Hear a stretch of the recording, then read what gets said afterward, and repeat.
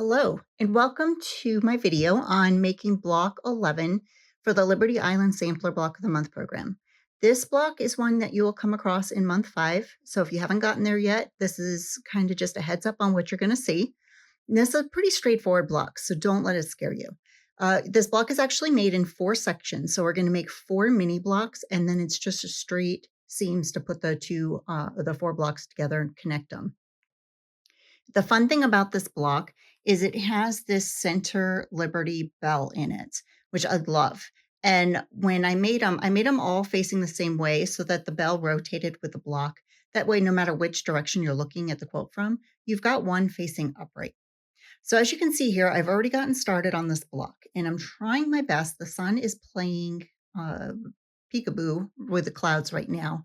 So if you're getting a little bit of a glare, I do apologize.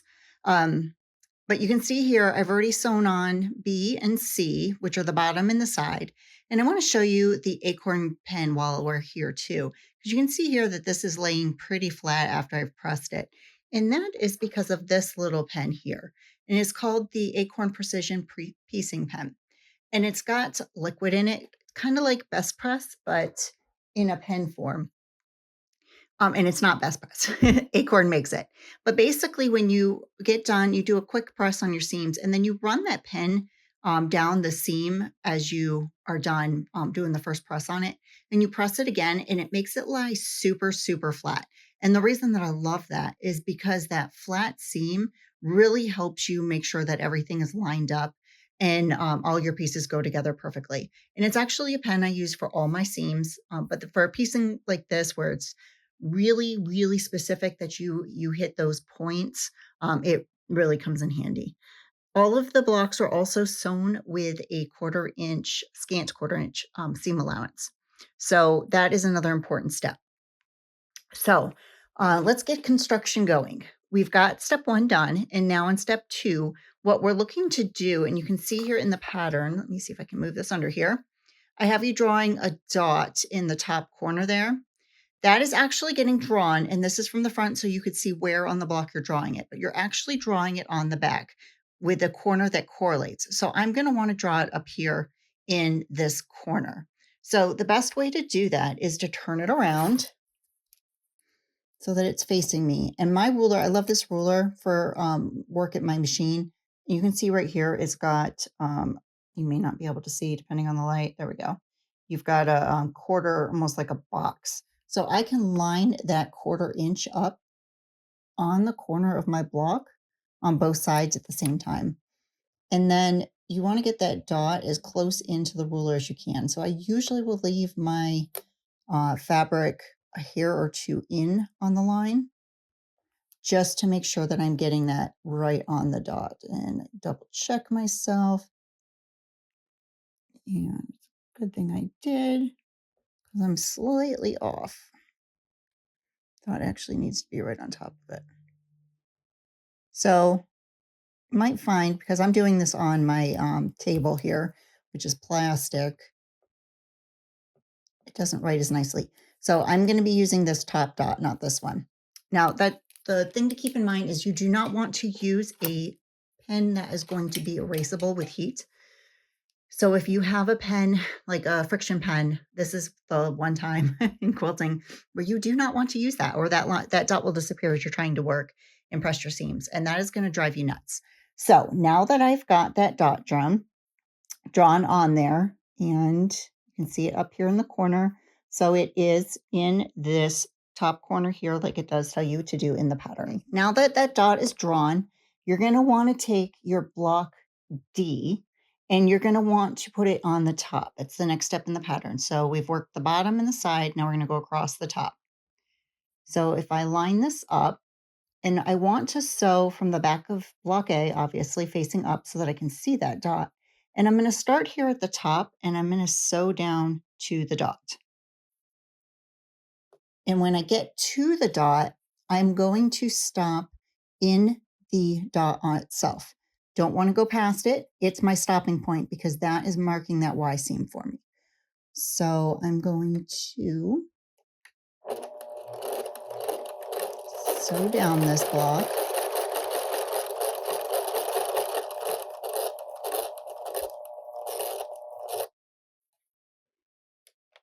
And I forgot to put my needle down, but if you have a machine where you can have your needle in the down position, I highly recommend using it. And then I just take one backward tacking stitch. And I like to just do that to help keep that point nice and sharp. So I'm going to pull this off. Now I need to come at it from the other direction. So the next step I'm going to do is I'm going to sew from here to here. So the next block or piece that goes on is piece E. So that is going to be the side that makes up the fourth side of block A. And again, I want to work from the back and sew down. But as you can see here, because I'm hitting up against this piece, I'm actually going to need to start in this corner so that I can sew down on my sewing machine.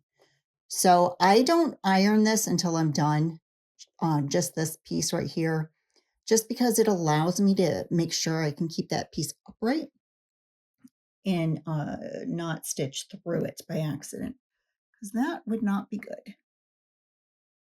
So right now, before I even put my machine down, my presser foot down, I am putting my needle into that dot, spot on it, to make sure that everything is lined up. Then I put my foot down, take a stitch forward, and then again, I take one light stitch backwards, just to make sure that I am tacking for a nice sharp point. It's not necessary to do that step, but I really find that it helps lock it down so that the threads don't come loose or a stitch doesn't pull out or anything like that. So I'm going to go press this now, and I will be right back. Okay, so now that we can see here, I've got this pressed. And if I open this up this way very gently, because you don't want to pull any stitching, but if I fold it back to where my stitching is, you can see right here that the two pieces, the two seams meet, but they do not overlap each other.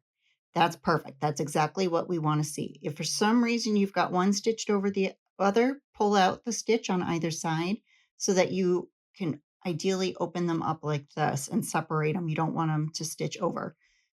If you are missing some stitches, you may need to go in and add a few stitches to get closer to that line. But ideally, they're right, just like this, where they're right up against. Because eventually we're going to go in and we're going to fold those two seams together and sew out. But we'll get to that in a minute. So for now, we're going to open this back up. And now we have completed this block. So we have the bottom side, the top, and the other side. So now we need to add the next bottom piece. And this is a really straightforward process. You're just going to keep following the diagram. So according to the diagram, we need piece F, which is cream small florals. And it's the smaller piece, the 1.5 by 3.5. And if you aren't sure, I always have a ruler by mine, but you can put them right next to each other like I did here, and you can see this is the smaller piece. So I'm going to set this one aside for now, and we'll just continue sewing these along. So as you're doing this, and this is where it's really easy, you're going to sew this piece, then you're going to sew the next, just like a traditional log cabin. Then you're going to sew the top one, and you're just going to sew it from here to here. And it's going to seem kind of weird because you're going to have them flapping, this gaping corner that we've got to put that blue square into. But just trust the process. So we'll sew up, we'll sew the next piece on here, we'll sew the next piece from here, with this opened up, obviously, from here to here, and then across. We'll keep going around until it's done. So I'm going to go ahead and get the rest of those pieces added for you, and then I'll meet you back here, and I'm going to show you how to set in that blue corner square. Okay, you can see here, I've got all my sides sewn now. So you can see where when I sewed these on, I just stopped at the end. All of my piecing lines up on both sides. That scant quarter inch really comes in handy with dealing with this.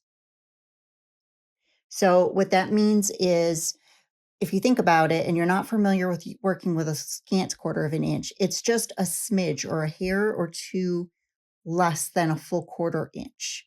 And the reason that you do it, especially on a piece like this, where you have a whole bunch of seams going into one block, just here, we've got 1, 2, 3 seams just on this section here, 4, 5, 6. As you're sewing on either side of this, especially, what ends up happening is when you press over, you are covering up a hair or a thread or two each single time, which ends up creating a little bit of shrinkage in the size of your block.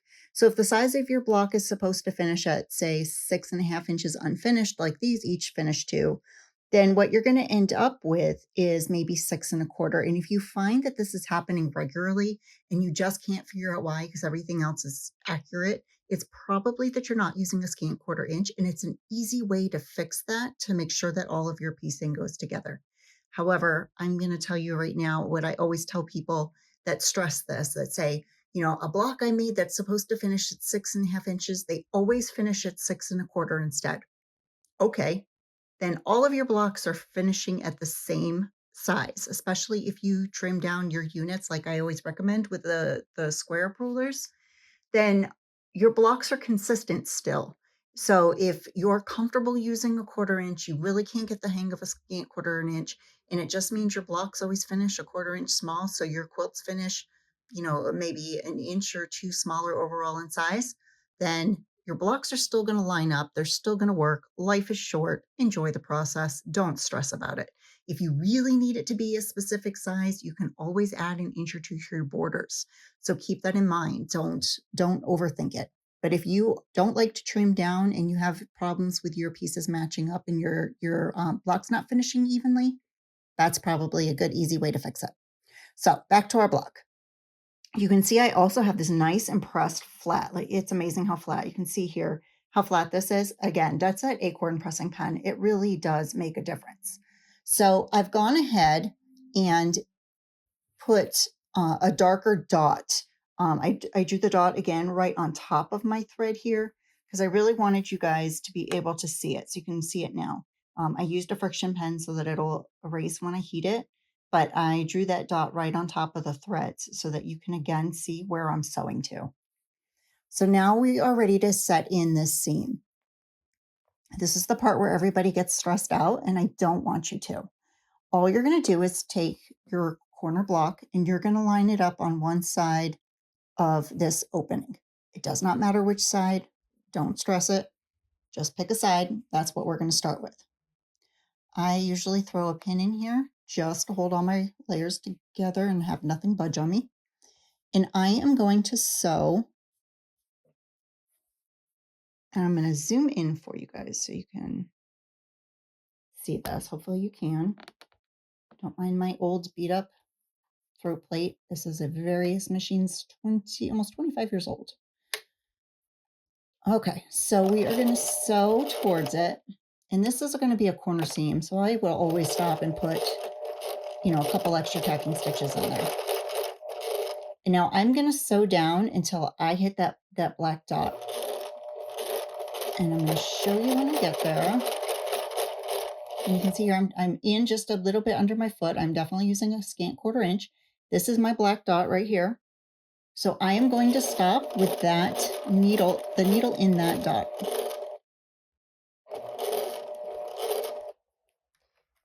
Lift your presser foot if you need to. I feel like it could just go slightly more. And at this point, I hand crank it. There is no reason to have my machine go wonky on me and go out of control and overshoot it. That just means tearing out. So I'm going to, and be gentle here, guys, because this seam is going to get bent 6 ways to Sunday. Again, that tacking stitch really helps. Get all the extra threads out of the way here. And I'm going to open this up and show you.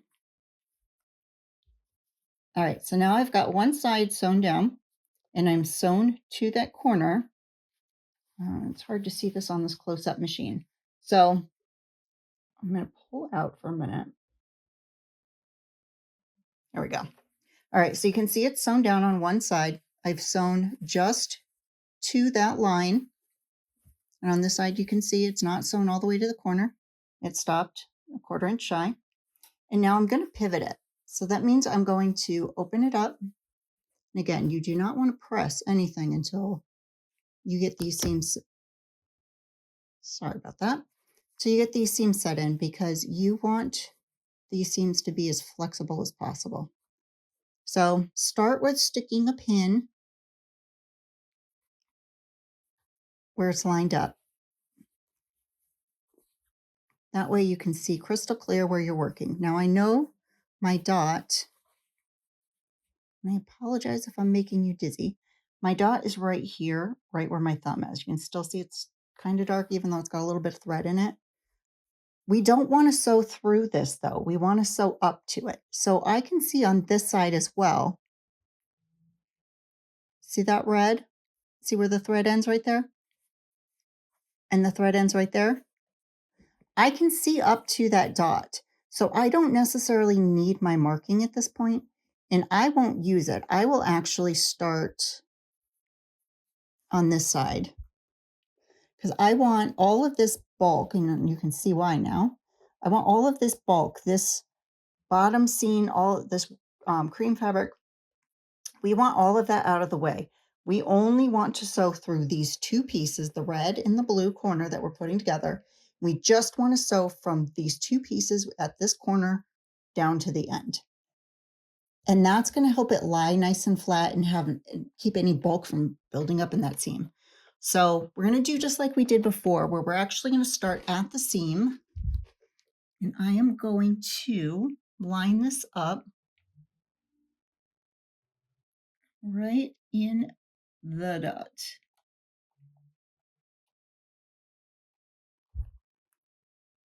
Okay, so let me zoom back in for you. I have just put my presser foot. You can see my needles down. It is right in where that seam comes together.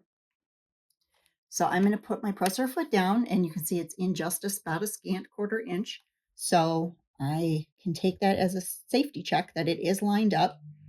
And I'm going to take a stitch forward, and then I'm going to have it tack back a couple stitches just to make sure that it is locked in properly. And then again, I'm ending the seam here, so I'm going to have it take a tacking stitch. And that's just because I want to make sure that my seams stay nice and flat. Now you can see here, my seam is perfect. I sewed up into that spot, so it is perfectly connected and meeting. I'm going to go press this real fast, and then I'll bring it back. But you can see here, even from this side, it's nice and flat. It comes together. It lays nice and flat. And I'm pushing on it. You can see my little threads right there. It's because I'm kind of pushing away to show you how nicely it's lined up. But it is perfectly flat. So I'm going to go press this really quickly, and I'll be right back. Okay, and I'm back. I adjusted my camera angle slightly so you can see that corner seam. But once again, it is perfectly come together in the corner. No gaping holes, no bunching. It's that simple, guys. It's just a matter of taking your time and really just allowing yourself to make sure you're perfectly lined up, going nice and slow, locking those corner stitches down so that it doesn't pull up or shift or bunch, and gives you that nice crisp finish in those in the inset seam right there.